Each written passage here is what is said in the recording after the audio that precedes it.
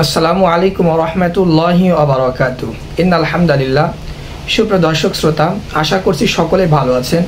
দেশ বিদেশ যে যেখান থেকে বসে আমাকে দেখছেন সকলকে আমার পক্ষ থেকে আন্তরিক মোবারকবাদ। দর্শক, আজকে একটি ভিডিও নিয়ে আপনাদের মাঝে চলে আসলাম। দর্শক, এই ভিডিওতে কঠিন মুসিবত থেকে বাঁচার একটি আমল নিয়ে আলোচনা করবো ইনশাল্লাহ। তো দর্শক, ভিডিওটি শেষ পর্যন্ত দেখার বিশেষ অনুরোধ করছি।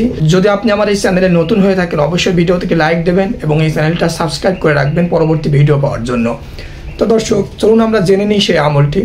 দর্শক, অনেকে আমরা আছি কঠিন মুসিবতের ভিতরে দিন কাটাচ্ছি। মুসিবত অনেক দিন যাবত রয়েছে আমাদের জীবন থেকে, মুসিবত দূরই হচ্ছে না। তো দর্শক, ছোট একটি আমল শিখিয়ে দেব। যদি আপনি আমলটি করেন ইনশাল্লাহ আপনার জীবন থেকে মুসিবত দূর হয়ে যাবে। ইনশাল্লাহ আপনার জীবন থেকে মুসিবত দূর হয়ে যাবে। তো দর্শক, এই ক্ষেত্রে আপনি প্রথমে এক গ্লাস পানি হাতে নেবেন। পানি নেওয়ার পরে কোরআনের একটি পরিচিত সূরা সূরাতুল ফাতিহা, এই সূরা ফাতিহা আপনি 70 বার পাঠ করবেন। 70 বার পাঠ করবেন এবং 70 বার পাঠ করে ওই পানিতে ফু দেবেন। 70 বার পানিতে ফু দিবেন। এরপরে আয়াতুল কুরসি আছে, এই আয়াতুল কুরসি আপনি 70 বার পড়বেন এবং 70 বার পানিতে ফু দেবেন। এরপরে সূরাতুল ইখলাস এভাবে 70 বার পরে 70 বার পানিতে ফু দেবেন। তারপরে সূরা ফালাক, সূরা নাস, এই দুইটি সূরাও এভাবে 70 বার পরে 70 বার পানিতে ফু দেবেন।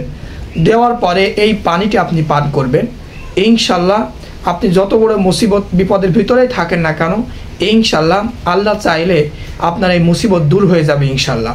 তো দর্শক, এটি একটি 1 নম্বর আমল। আরেকটি আমল বলে এই মুসিবত থেকে বাঁচার, সেই আমলটি হলো কোরআনের 15 নম্বর পারের একটি সূরা আছে, যে সূরাতুর নাম হলো সূরাতুল কাহাফ। যে আসহাবে কাহাফের ঘটনা এই সূরার মধ্যে আছে। এই সূরাটি যদি আপনি পুরোপুরিভাবে পড়ে কোনো এক গ্লাস পানি নিয়ে পানিতে ফু দিয়ে পান করেন, তবুও কিন্তু এই আমলটি বিপদ থেকে মুক্তির অনেক কার্যকর একটি আমল, অনেক পরীক্ষিত আমল। বুজুর্গানের দিন আল্লাহর ওলিরা এই আমল করে অনেক ফায়দা হাসিল করেছেন, অনেক কাজ হয়েছে। তো দর্শক, এই দুটি আমল আমি আপনাদেরকে বললাম, আপনাদের সাথে শেয়ার করলাম। যদি আপনারা কঠিন মুসিবতের ভিতরে দিন কাটান, কঠিন মুসিবতের ভিতরে থাকেন, তাহলে অবশ্যই এই দুটি আমলের ভিতরে যে কোনো একটি আমল করে দেখবেন। ইনশাল্লাহ আল্লাহ তাআলা চাইলে আপনার মুসিবত দূর হয়ে যাবে। ইনশাল্লাহ আপনি মুসিবত থেকে ফিরে আসতে পারবেন। তো দর্শক, এখানেই আজকের মতো ভিডিও শেষ করছি। আপনার সাথে দেখা হচ্ছে নেক্সট কোনো ভিডিওতে। সেই সময় পর্যন্ত আপনি ভালো থাকবেন, সুস্থ থাকবেন, এই প্রত্যয় বিদায় নিচ্ছি। আসসালামু আলাইকুম ওয়া রাহমাতুল্লাহ।